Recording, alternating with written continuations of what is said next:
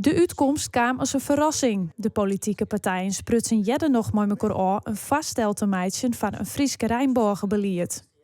2 verschillende vaststellen houdt uiteindelijk beide net helle.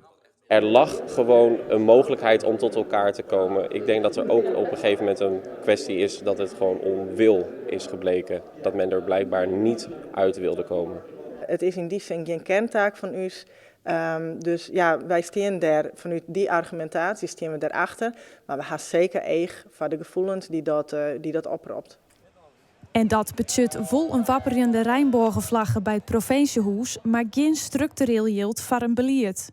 Het is een klap in het gezicht van de Rijnborgengemeenschap.